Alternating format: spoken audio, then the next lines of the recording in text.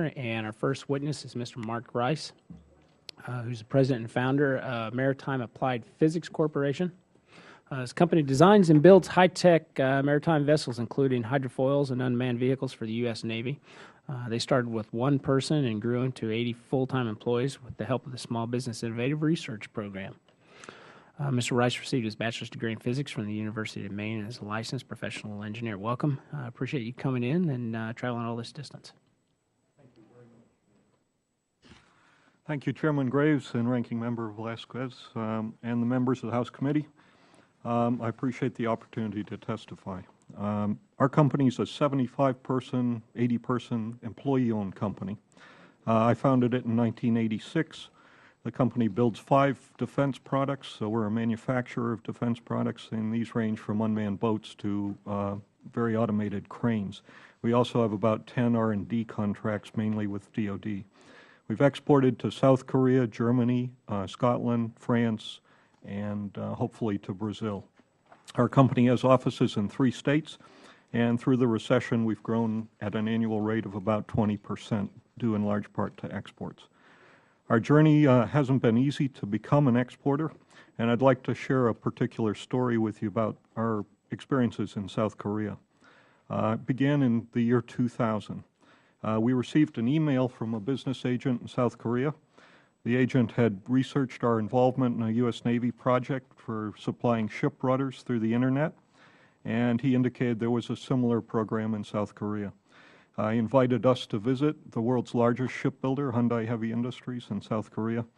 And at this point, we were a 25-person company with no exporting experience. We didn't understand the laws, the customs, the cultural aspects of doing business overseas. We had no idea who the Department of Commerce was or where to get financing. We were totally ill-prepared. We didn't understand the laws, either in this country or overseas. And at the time, it was really unclear to us whether we needed an export license, and once we understood that we might, it wasn't clear whether this was from the Department of State or the Department of Commerce. We learned through trial and error until we found the U.S. Export Assistance Center in Baltimore, and they really bailed us out of the export license problems that we got ourselves into. So with that scare behind us, we continued 3 more times to Korea. We got, in one case, a State of Maryland Export Assistance Grant. And on each trip, we were sort of gradually drawn a little further into this. We'd never built the sort of things ourselves. We'd largely done the engineering on that we were talking to the Koreans about. And we ended up in a head-to-head bidding competition against a British firm that was a multi-billion-dollar firm. They brought in representatives of the British government. They had a retired Korean admiral on their staff. And we went head-to-head with them over a period of about 6 months. And at the end of that process, we won the competition on both a technical basis, and our cost was about $500,000 below the British cost. And we got a contract for 100 tons of machinery, hydraulics, and electronics. Came home to celebrate that, to find 20 new workers to do the work, and went to our bank, shared the news with our bank, and they promptly canceled our credit lines and said the deal was too big for us. And it was a large U.S. bank. So we were in a very desperate business situation at that point, and I approached a local bank, and I found a very brave banker who understood the SBA Export Assistance Program, went to the SBA and basically stitched this deal back together. So he saved our company. And after 3 years, we basically got through the export process, delivered 100 tons of equipment, and broke even on the deal. So without the Export Assistance Center, the SBA, and Sandy Spring Bank, we wouldn't have survived as a company.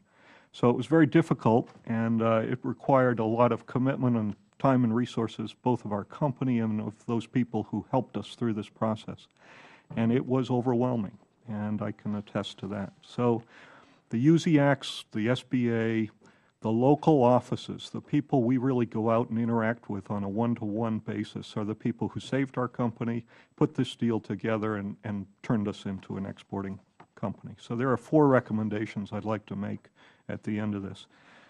The interagency coordination and export licensing has gotten a whole lot better since we did this. Department of State and Commerce are pretty well coordinated.